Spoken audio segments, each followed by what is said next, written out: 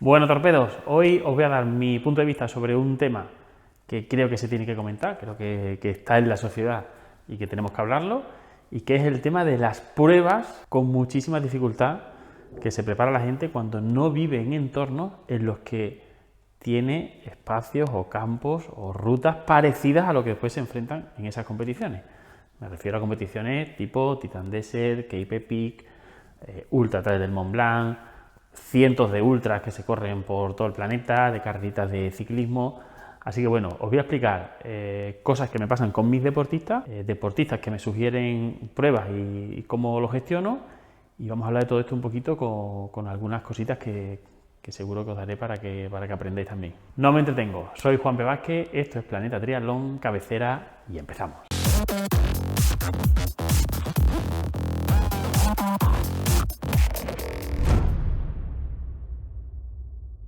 Bueno, está claro que desde hace años, desde hace muchísimos años, o sea, yo creo que desde que Joseph Agram empezó a hacer pruebas patrocinadas por Red Bull y sobre todo no es que hiciese esas pruebas, porque había deportistas que ya también hacían esas pruebas, sino que él consiguió darle mucha visibilidad a esas pruebas. Iba con un equipo de grabación, grababan unos reportajes y con eso se hacía mucho marketing sobre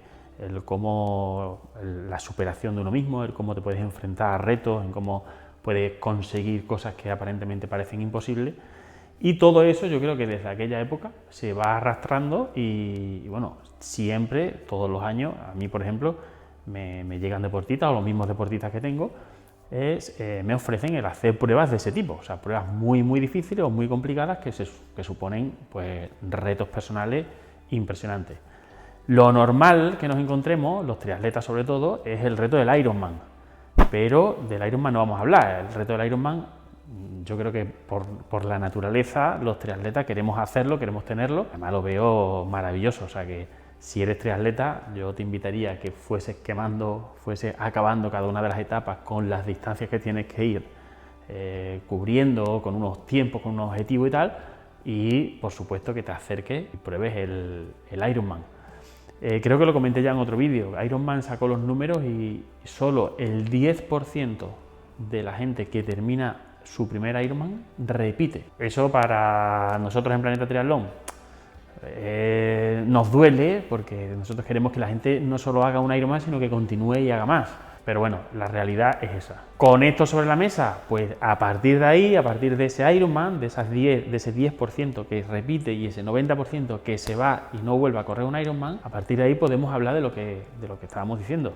Podemos hablar de cómo hay muchos deportistas que se apunta a pruebas o quiere correr pruebas viviendo en sitios donde la dificultad para entrenarla es enorme. Os cuento casos personales. Hace un par de semanas, me llamó un chico: oye, Juanpe, ¿podemos reunirme contigo en el estudio? Quiero preguntarte unas cosas sobre entrenamiento, tal, no sé qué. Vino, se sentó y me dijo que quería competir en una prueba de BTT, de bicicleta de montaña, de 3 días. Esa prueba tiene una crono el viernes, la prueba se llama la Algarve Bike Challenge, tiene una crono el viernes, muy dura, explosiva total, con bajada de escalera. Bueno, tengo por ahí en YouTube, tengo algún vídeo grabado con la GoPro, que antes sí lo permitían, y es muy explosiva. Y luego tiene sábado y domingo, que son rutas de 75, 80, 85, 90 kilómetros, en torno a 2.000 metros de desnivel. ¿Qué pasa? Que este chico, que todavía tiene tiempo porque la prueba es en febrero, nunca ha pasado de 1.000 metros de desnivel. Entonces yo le decía, bueno, espérate, si estás viviendo aquí en Sevilla, que es llano, y te vas a meter en una prueba de varios días en las que vas a acumular mucho desnivel y muchas horas, te tienes que salir de aquí y entrenarlo en algún sitio. Yo le decía, digo, monta la bicicleta en el coche, vete a la Sierra Norte de Sevilla, a la Sierra de Extremadura, vete a algún sitio por aquí que haya más cuestas, pero esa especificidad la tenemos que conseguir. O sea, dentro de la planificación, nosotros vamos a ir entrenando una serie de valores, una serie de capacidades, consumo máximo de oxígeno, capacidades anaeróbicas, capacidades, bueno, lo que sea, umbrales de lactato, segundos umbrales. Vamos a ir tocando muchas cositas, pero siempre conforme nos vayamos acercando a la prueba, nuestros entrenamientos se deben acercar cada vez más a lo que nos vamos a encontrar en competición. Esto tiene que pasar en los triatlones. En los triatlones, por ejemplo, nosotros vamos entrenando una serie de capacidades, como decía, pero conforme nos vamos acercando a la prueba, tenemos que poner hincapié en las capacidades con las que vamos a competir en la prueba.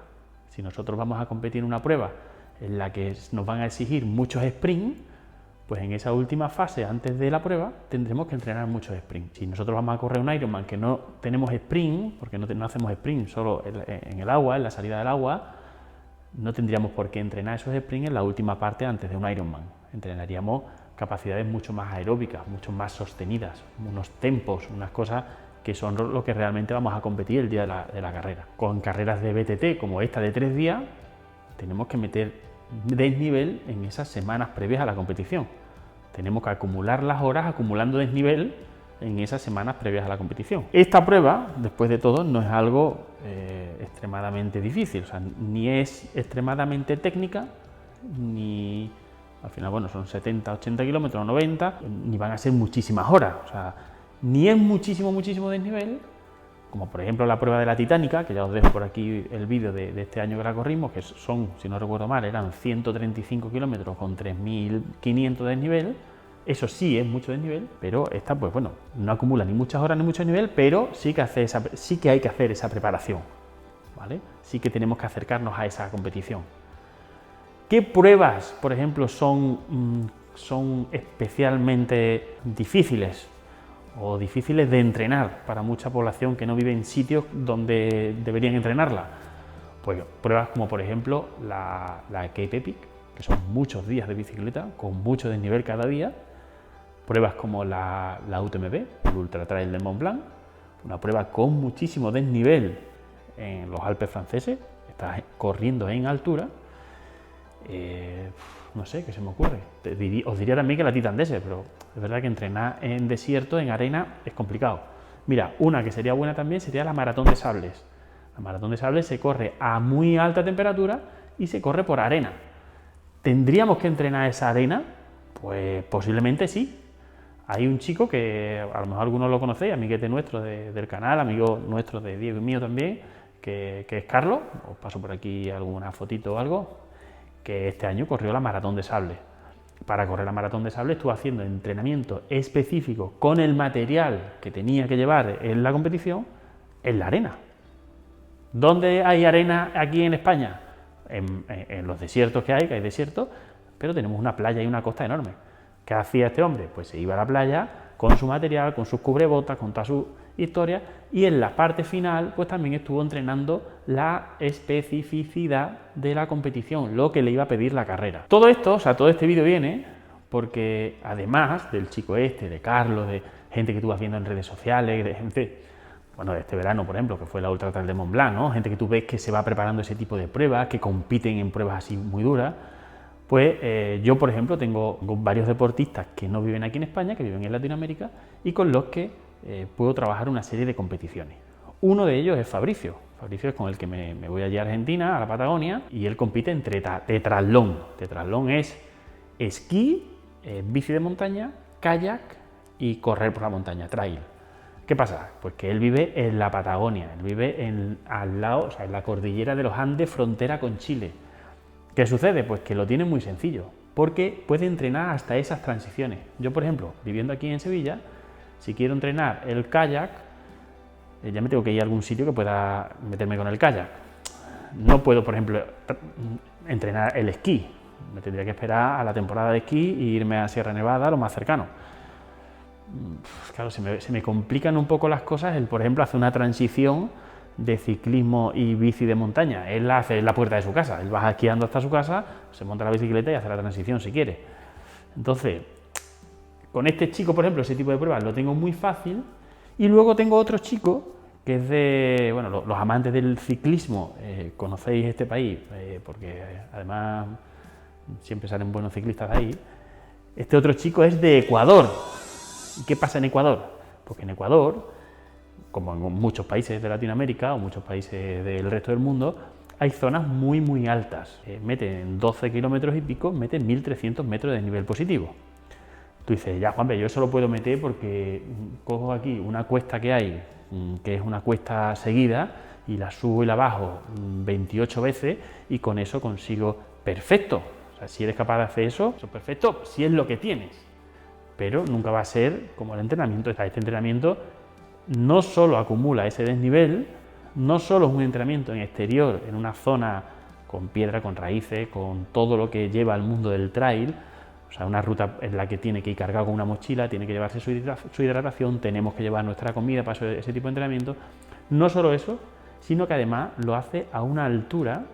Este deportista empieza corriendo en 2.600 y pico de metros y llega a su pico más alto en 3.700 y pico de metros. ¿Qué pasa? O sea, nosotros aquí, por ejemplo, en Sierra Nevada, la base de Sierra Nevada está a 2.000 metros. El pico de Sierra Nevada, el pico del Veleta, por ejemplo, son 3.000 y pico. Claro, ahí hay nieve. Ahí, cuando vas en invierno hay nieve, cuando vas en verano puedes entrenar, pero fijaros este chico que lo tiene esto en la puerta de su casa. O sea, él vive ya muy, muy alto, él sale a empezar a correr y ya está en 2.700 casi, y en cuanto empieza a subir montañas se llega a los 3.700. Con este deportista, por ejemplo, ha habido competiciones a las que hemos ido ahí en Ecuador, que la competición casi íntegra, competiciones de trail o competiciones de ciclismo, de BTT, este chico pertenece al equipo Specialized de allí de Ecuador, las competiciones están toda la competición entera entre 3.500 y 4.000 metros de desnivel.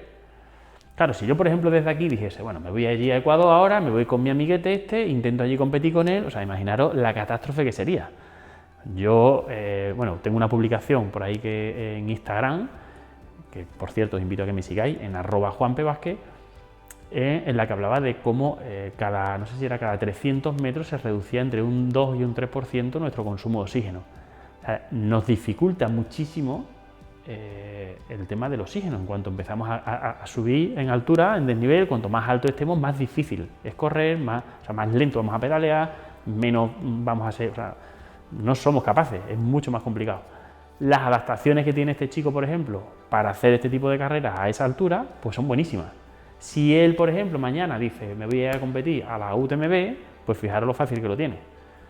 Tiene una adaptación brutal, hasta entrenando y compitiendo en altura. Con todo esto, y volviendo al inicio del vídeo, ¿qué quiero que hagáis? Pues quiero que reflexionéis, que veáis un poco en las pruebas que os metéis, las condiciones que va a tener esa prueba. Muchas veces queremos hacer pruebas que es verdad que son bonitas, porque son en paraísos, son en sitios preciosos, pero tenemos que ver si vamos a ser capaces de entrenarla viviendo donde vivimos, si vamos a ser capaces de los fines de semana montar la bicicleta en el coche e irnos a 200 kilómetros para tener desnivel, para tener montaña, para tener arena, para tener todo lo que nos vamos a encontrar después en las competiciones. Así que solo eso, que seáis un poquito conscientes de lo que preparáis, de cómo lo vais a preparar, y que bueno, que nos enfrentemos, como siempre digo, a pruebas con la garantía de que vamos a terminarla bien. Hay que entrenar mucho, hay pruebas que son muy muy difíciles. Yo no sé qué pasa, pero ahora me están llegando chicos que están corriendo trail, corredores que yo tenía de ciclismo BTT, corredores de asfalto, están corriendo trail también, y bueno, nos encontramos con que hay que meter, por ejemplo, entrenamientos de 4, 5, 6 horas en la montaña, de andar, correr. O sea, cambia mucho la cosa en el momento que intentamos hacer pruebas en las que vamos a estar más de 8 horas, por ejemplo, en la montaña, de noche, con frontales, con mochila. Todo eso hay que entrenarlo, hay que hacer entrenamientos específicos para eso. Yo, por ejemplo, y aquí os doy otro tip antes de despedirme, que ya me voy, una de las cosas que hago con este tipo de deportistas es hacer 2 sesiones en el mismo día. Por ejemplo, te levantas por la mañana, haces una primera sesión con una intensidad de 4 horas por la montaña, acumulando 1.500 metros de nivel, llegas a casa, comes, haces una diferencia horaria entre la primera y la segunda sesión de unas 4 o 6 horas y vuelves a meter una segunda sesión, que en este caso la segunda sesión sería de menor intensidad. Puedes acumular, por tanto, imagínate 4 horas por la mañana y otras 3 horas por la tarde, sin que sean 7 horas seguidas. Puedes acumular 6 horas por la mañana y 3 horas o 4 horas por la tarde. O sea, todo eso va a depender de la prueba para la que estés entrenando. Pero es un tipo de entrenamiento que os puede ayudar no solo para carreras tan largas, sino incluso también para corredores de maratón, que también lo uso para corredores de maratón. Así que bueno, si os ha gustado este último tip, es porque habéis llegado, si lo habéis escuchado, porque habéis llegado aquí a esta parte del vídeo, así que os pediría que pusieseis ahí abajo si Juanpe voy a probarlo o no Juanpe, o si ya lo probaba y ya hacía entrenamiento duplicando sesiones el mismo día. Pero bueno, me dejáis ahí abajo en comentarios vuestra opinión, si lo hacéis, si no lo hacéis, si os gustan o no os gustan o lo que sea. Y nada, como siempre os decimos, si os resultan interesantes estos vídeos, yo como siempre intento dejar alguna notita buena de rendimiento o algo así para aquellos que sois un poquito más, que os gustan más los detallitos. Si os ha gustado, que le deis a la manita de me gusta, que os suscribáis si no os habéis suscrito, la campanita si queréis estar al día de todo. Y nada, personalmente que me sigáis en Instagram, en @JuanPVázquez. Te puedo hablar en Instagram mío tanto de rendimiento como de chistes, o sea, te puedes encontrar de todo ahí. Y nada, que seáis buenos, que entrenéis con cabeza y pensando bien las pruebas y que nos vemos en el próximo vídeo. Chao, chao.